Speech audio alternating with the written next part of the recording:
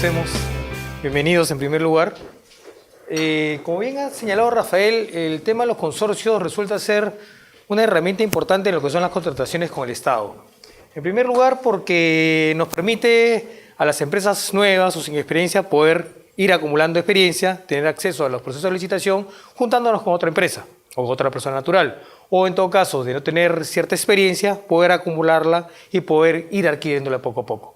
Sin embargo, esto que es una herramienta, un beneficio, también acarrea en la práctica algunas responsabilidades por el criterio que tiene el OCE, sobre todo para sancionar las infracciones que se cometen como consorcio. Y me explico. El OCE, en diversos pronunciamientos, lo que ha establecido es que ellos no determinan responsabilidades. Ellos objetivamente ven el cumplimiento de la norma o el cumplimiento de alguna infracción para sancionar.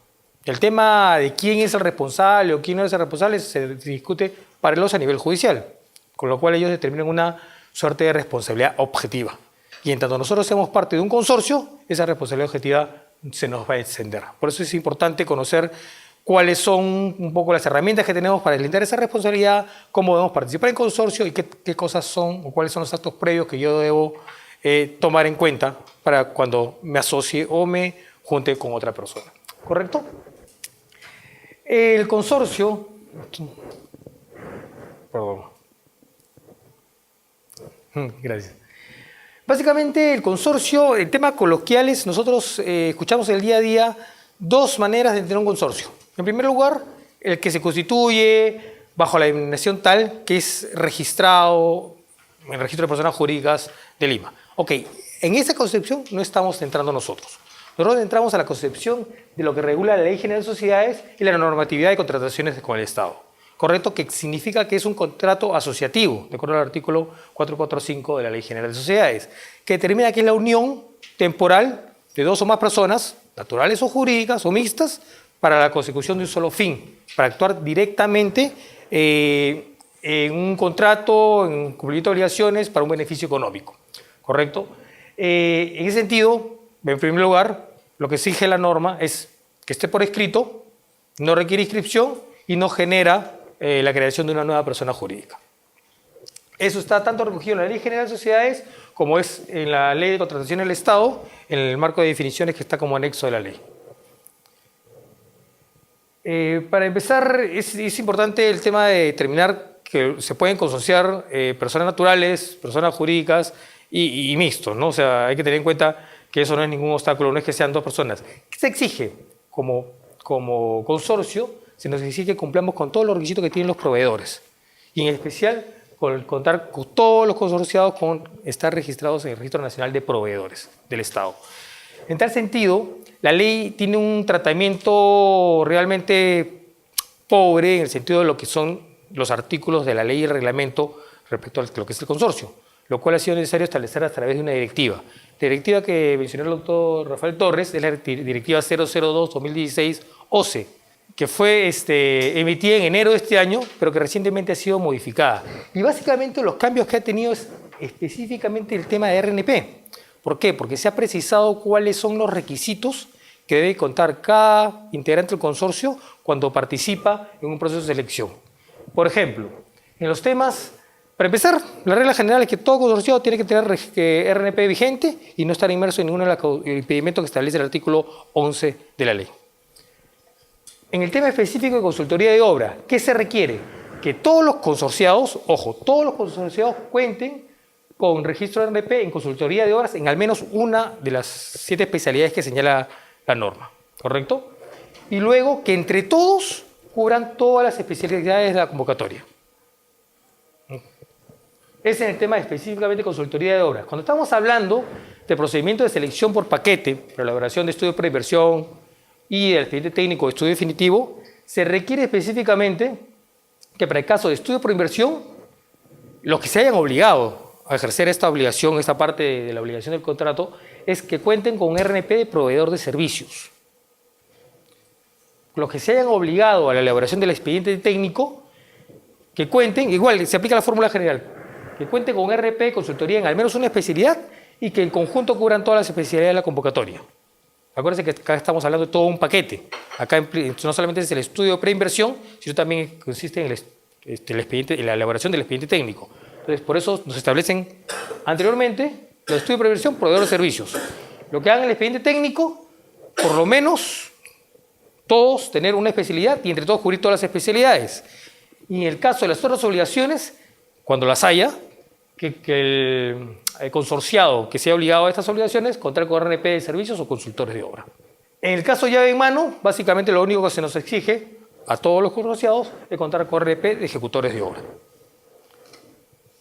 En el caso de concurso oferta, donde lleva la elaboración del expediente técnico y la ejecución de obra, evidentemente se aplica la regla general, que es que los consorciados que se hayan obligado a ejecutar la elaboración del expediente técnico cuenten con al menos una especialidad y entre todos juran todas, y para el caso de ejecución de obra, evidentemente cuenten con RP de ejecutores de obra. ¿En qué consiste básicamente la participación en consorcio? En primer lugar, tenemos la participación de la presentación de las ofertas. Para ello basta, conforme también lo señalaba la normatividad anterior, que uno de los consorciados sea registrado en el padrón de participantes, ¿correcto? Luego, en la presentación de ofertas hay que tener siempre en cuenta que también se repite respecto a lo que era la legislación anterior, que no se pueden presentar ofertas individuales. Es decir, el consorciado que forma parte del consorcio ABC no puede participar de manera individual en ese mismo proceso de selección.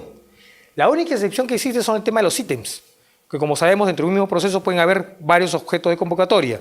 Bueno, en el ítem 1 yo puedo participar con el consorcio ABC y en el ítem 2 o el ítem 3 yo puedo participar de manera individual o consorciado con el consorcio X y Z.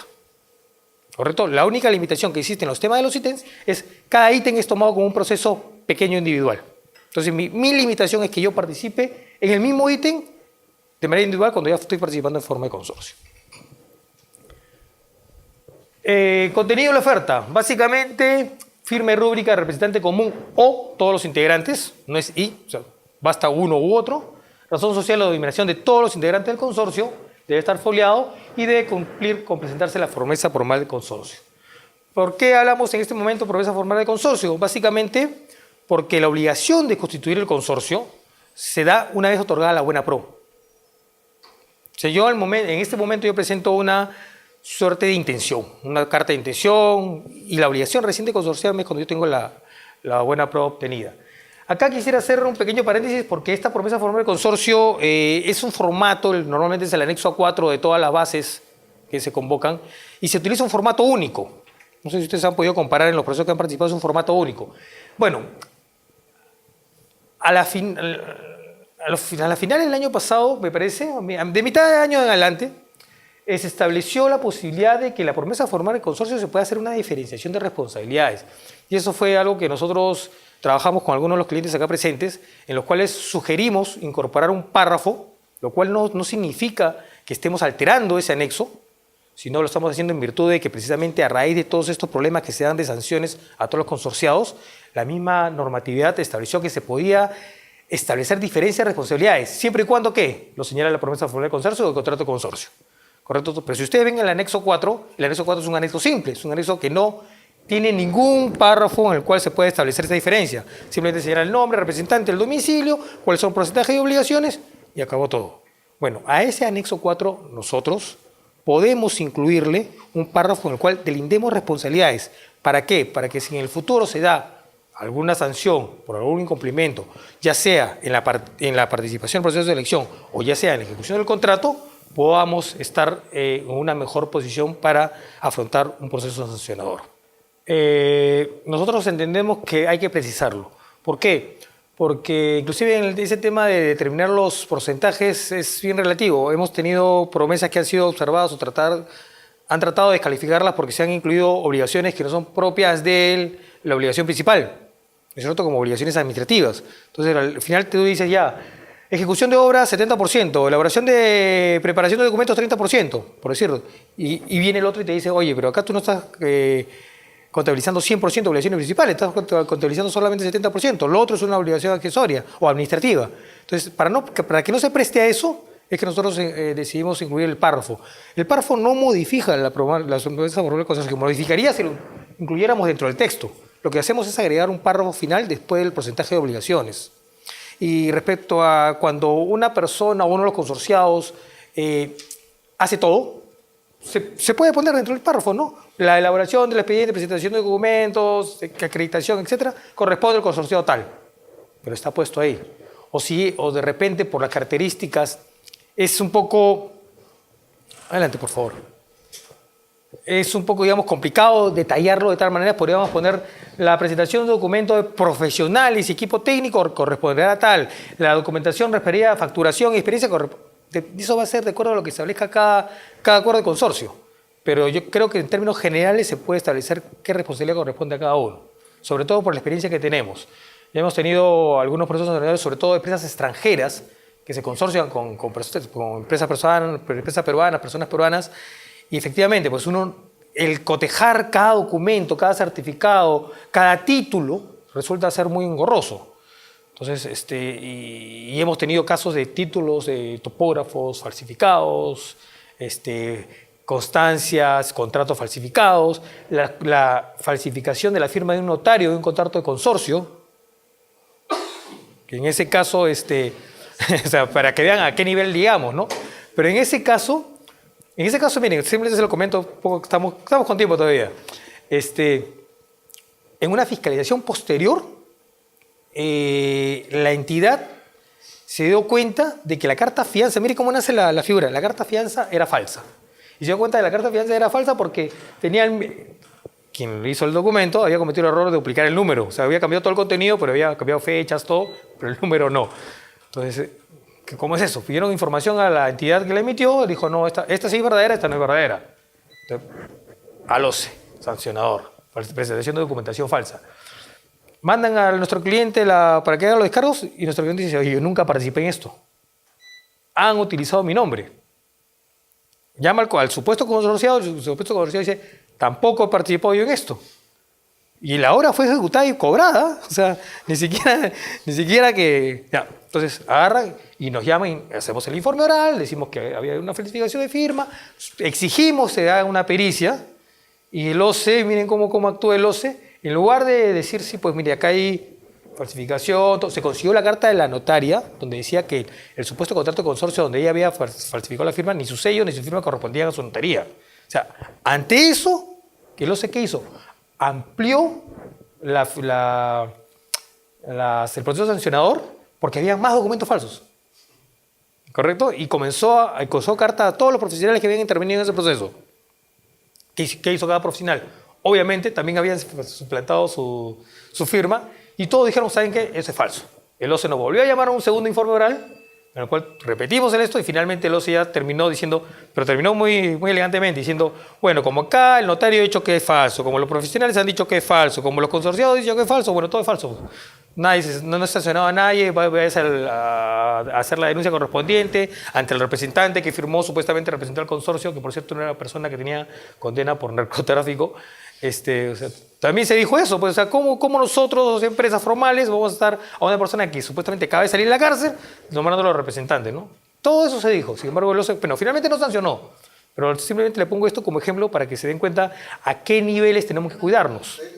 Una novedad respecto a la legislación anterior es que ahora la oferta puede ser presentada, como en todos los casos, esto no solamente es para consorcios, sino en general, por un tercero sin poder especial. ¿Correcto? O sea, antes normalmente nos exigían, oye, trae tu vigencia de poder, la carta poder, etc. Ahora puede ir un tercero.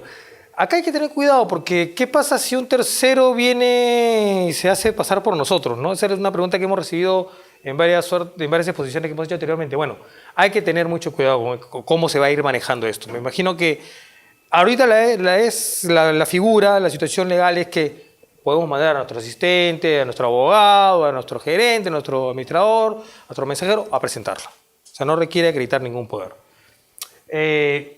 Y bueno, lo que le dije al principio, ¿no? Que los integrantes del consorcio no deben encontrarse en curso de ningún supuesto impedimento establecido en el artículo 11 de la ley. La promesa formal del consorcio. ¿Qué contiene la promesa formal del consorcio? En primer lugar, la identificación de los integrantes del consorcio. El representante común. Acá voy a retroceder porque hay contenido que no puede ser modificado. El A es la identificación de los integrantes del consorcio. El B, el representante común del consorcio. domicilio común, el C, y el D son las obligaciones de cada integrante del consorcio. Las obligaciones van a estar marcadas de acuerdo a lo que sea el objeto de la contratación. Por ejemplo, en consultoría en general, consultoría y ejecución de obras, las obligaciones tienen que estar estrictamente vinculadas con el objeto de la contratación. Cuando estamos en un caso de bienes y servicios, pueden haber obligaciones vinculadas o no al objeto de la contratación. Me estoy refiriendo a lo que voy a poner en la promesa formal del consorcio respecto a lo que son obligaciones. Y finalmente, en concurso o oferta, las obligaciones en la elaboración del expediente técnico y las obligaciones de las ejecuciones de obra. Porque, como sabemos, en concurso o oferta hay dos actividades principales. El porcentaje total de las obligaciones en número entero y la firma legalizada de los integrantes del consorcio. Esto antes no era exigido. Así es. Esto antes era la promesa formal del consorcio, firma simple, ahora tiene que ir con firma legalizada. Como les dije, no se pueden modificar los literales A, D y E. A son los integrantes del consorcio. No se puede modificar el D, que son las obligaciones de cada integrante del consorcio. No se puede modificar el E, que son las obligaciones, el porcentaje de obligaciones. Todo lo demás, domicilio, representante, sí puede ser modificado. Te exige que sea el número entero. O sea, si puede ser 75.5, el punto 5 va para arriba o para abajo. O sea, ahí vas a crear una discusión innecesaria, ¿no? Ahora, acá, como ustedes saben, tiene un manejo distinto a lo que es el consorcio a nivel privado, ¿no? A nivel privado, ustedes saben que pueden modificar sacar un consorciado, meter otro, modificar el porcentaje. Acá no. Básicamente lo que va a determinar es la capacidad de libre contratación con lo que es el porcentaje. El porcentaje surge del acuerdo interno entre las partes. Va independientemente de lo que son la capacidad de libre contratación. Evidentemente que la capacidad de libre contratación no se determina por porcentajes. Si lo revisamos en la directiva, luego se los puedo hacer llegar. Lo que establece cuando son participación con consorcio es que cada consorciado esté dentro, tenga la capacidad, por ejemplo, lo que son consultores de obra, que tenemos categorías A, B, C y D, de acuerdo a los montos, ¿correcto? Ahí cada consorciado tiene que estar dentro, tiene que tener una calificación igual o mayor a lo que es el monto de la contratación. No es que entre todos sumen para lograrlo. Estoy poniendo un ejemplo, con lo cual, mi pregunta más en lo que son obligaciones, porque las participaciones son libres para cada parte, o sea, el otro consorciado podemos pactar nosotros en la participación, porque la participación finalmente es un acuerdo interno de cómo yo me voy a repartir lo que la entidad va a pagar, ¿no? Yo puedo valorar más de repente la experiencia que la capacidad, o etcétera, son criterios que ya se manejan a nivel interno y realmente lo que le interesa a la entidad es establecer tu capacidad de acuerdo a tu porcentaje, pero la participación es algo que va independiente. Yo puedo ponerte que tú lleves el 90%, yo me llevo el 10%, y es un acuerdo estrictamente privado. Es más, en el tema de pagos, por ejemplo, tú puedes ceder tu derecho de cobro a un tercero. O sea, el tema de pago es un tema que sí se puede alterar. Como bien dice Rafael, en el caso con contabilidad independiente, que se genera un RUC, ahí se encarga dentro del promesa del consorcio que uno de los consorciados lleve la administración y este es el que cobra. La acreditación de la experiencia. En primer lugar, la experiencia se acredita estrictamente con la documentación vinculada al objeto de la contratación. Es decir, si yo presento contratos referidos, estoy vendiendo bienes y resulta que he brindado un servicio de consultoría con otra entidad, eso no se va a tener en cuenta. ¿Correcto? Otro aspecto importante es que los criterios para calificar la experiencia es de acuerdo al monto de la facturación. Y la facturación, cuando ha sido de una participación individual, o sea, como persona natural o como empresa, se suman todos los montos facturados. Pero cuando he participado en consorcio, solamente sumo el monto correspondiente al porcentaje del obligado. Es decir, si yo tengo un contrato de 1 millón de soles, en el cual yo he tenido el 50%, solamente voy a poder acreditar experiencia por esos 500.000 y no por el millón entero. El cálculo de porcentaje, bueno, de acuerdo al proporcional al monto acreditado, hay un margen que establece que el margen de variación entre lo que yo presento y lo que yo ejecuto no puede ser mayor ni menor al 10%, para arriba y para abajo. ¿Qué significa eso? Básicamente, que cuando estamos dentro del margen, es decir, yo ejecuto horas por 30% y acredito por 35, 40, por 25, 20. Me van a aplicar el monto de facturación al 100%. Pero si yo me escapo de ese margen, se va a aplicar la siguiente tabla. Esto también se aplica, ojo, cuando mis obligaciones están superiores al 50%, entre el 99% se me aplica factor 1. ¿Qué quiere decir eso? Que me reconocen la totalidad de lo que estoy acreditando. Caso contrario, conforme vayan bajando esos porcentajes, se va a aplicar el factor que aparece a continuación. Es decir, al monto acreditado le aplico ese porcentaje y eso finalmente va a dar la cantidad que la entidad me va a tomar en cuenta para acreditar mi facturación y mi experiencia. Para el certificado de experiencia no se toman en cuenta las actividades de carácter administrativo o de administración interna. En el caso de bienes y servicios solo se consideran las obligaciones directamente vinculadas al objeto de la contratación, por ejemplo, comercialización o fabricación. El contrato de consorcio, el contenido mínimo son los datos que están en la promesa formal de consorcio que revisamos hace un momento, que cada integrante a cargo de la facturación o RUC del consorcio y firma legalizada de los consorciados. Ese es el tema de la responsabilidad. Tenemos dos tipos de responsabilidades realmente cuando nosotros entramos en consorcio frente al Estado. Una es la responsabilidad administrativa y la otra es la responsabilidad patrimonial. Por ejemplo, la responsabilidad patrimonial, cuando se nos aplica una sanción de multa, ¿correcto? Eso es o cuando se aplica una penalidad, mejor dicho, ¿correcto? Ahí estamos ante una sanción patrimonial, o ante una responsabilidad patrimonial, en la cual ambos consorciados van a tener una responsabilidad estrictamente solidaria porque así lo dispone la ley. Es decir, cualquiera de los dos consorciados responde por la totalidad de la obligación. En el caso de la responsabilidad administrativa, la nueva ley de contrataciones y el nuevo reglamento sí ha establecido un avance que ya se vio con la antigua normatividad al final, con las modificaciones, que es que los dos consorciados van a ser responsables solidariamente frente a la entidad, salvo que en la promesa formal del consorcio o el contrato se determine la manera de diferenciar la responsabilidad de cada uno. Por eso es importante lo de la promesa formal del consorcio también. Entonces, si en la promesa formal del consorcio y en el contrato yo ya voy determinando qué actividades o qué obligaciones me corresponden y cuáles le corresponden a mi otro consorciado, y eso se puede determinar finalmente en el proceso sancionador porque la carga de la prueba corresponde a cada consorciado, la responsabilidad administrativa será diferente. Es el único caso en los cuales se puede establecer un tipo de sanción diferenciada, por decirlo de alguna manera.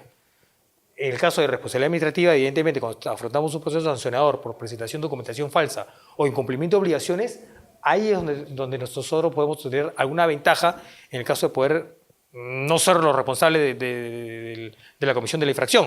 En el caso de patrimonial no hay forma. En el caso de patrimonial es solidario sí o sí.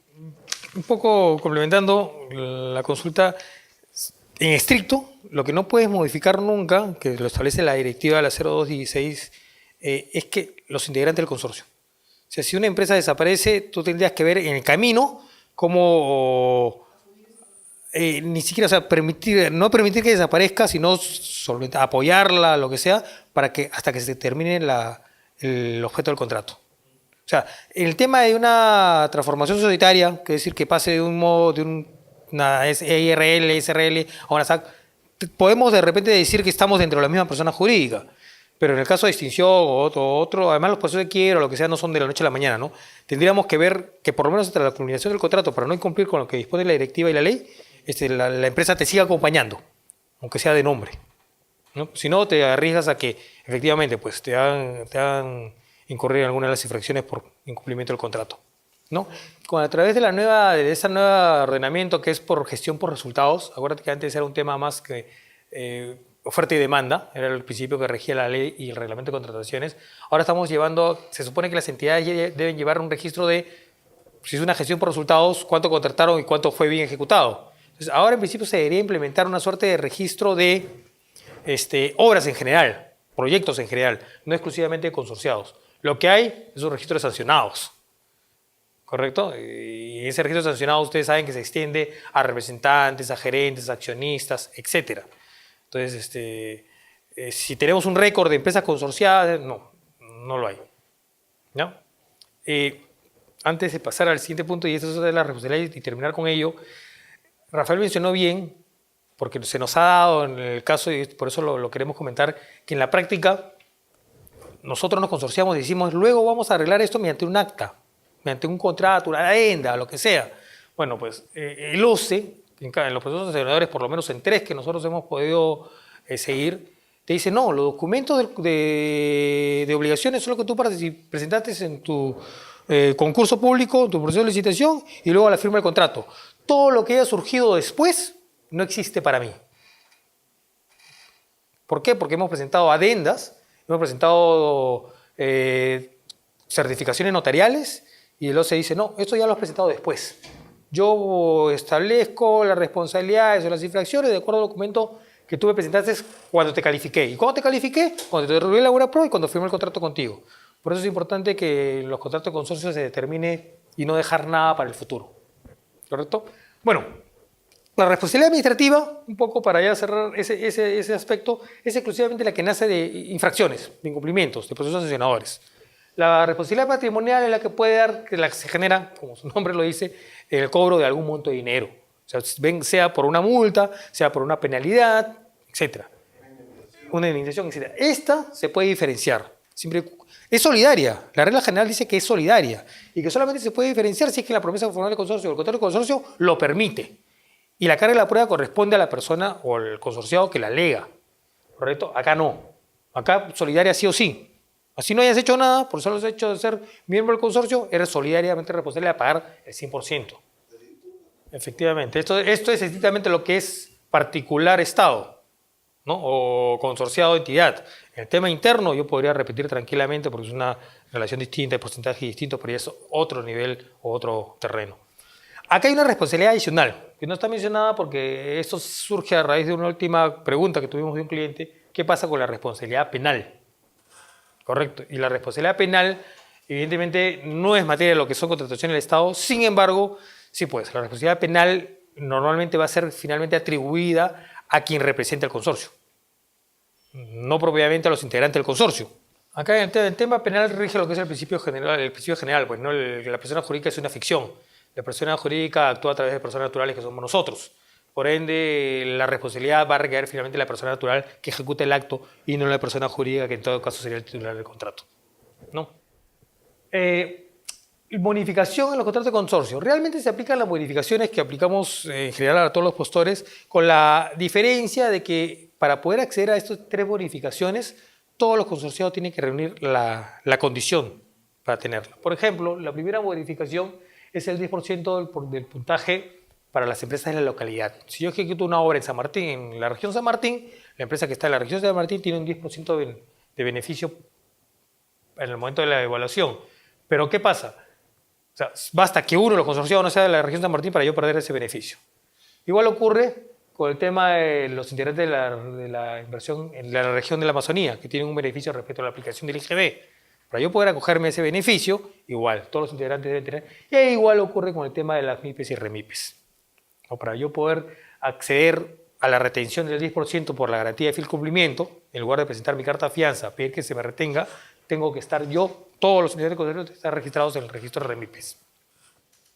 Lo que hemos visto nosotros es que podríamos establecer alguna oficina ya. O sea, no necesariamente constituida ya, pero sí abrir una suerte de oficina sucursal allá, un domicilio allá para poder acogerte a ese beneficio. Lo que pasa es que acuérdate que el consorcio no es una persona jurídica nueva. Y al no ser una persona jurídica nueva, por más que le pongas un RUC o un domicilio allá, no te estás acogiendo, porque lo que exige la norma es que los consorciados estén bajo el ámbito del beneficio de la región amazónica. Entonces, para eso, tú puedes tener tu domicilio en Lima, pero abre una oficina en la Amazonía. Entonces, eso te va a permitir acogerte a ese beneficio, porque va a tener un domicilio fiscal en esa zona. Pues, sucursal, oficina principal, sí, o sea, eso ya es un tema de decisión propia de la compañía, sí. Realmente los beneficios de la Amazonía es para el tema tributario del IGB. O sea, realmente debía poderlo aplicarlo en llano para todos, sí. Porque es un tema específicamente tributario del IGB, que tú te beneficias en el tema impositivo.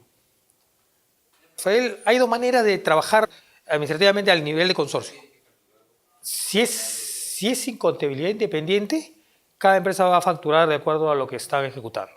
Si es con contabilidad independiente, se genera un RUC y se determina cuál de las 2 empresas, hablando de 2 empresas consorciadas, es la que va a llevar el cobro o la facturación. Quería comentarles únicamente Hay una situación que en algunos casos se nos ha consultado, que es cuando tú tienes un contrato de consorcio y quieres seguir participando en otras contrataciones con la misma entidad o con otra entidad. O sea, muchas veces nos han propuesto hacer adendas.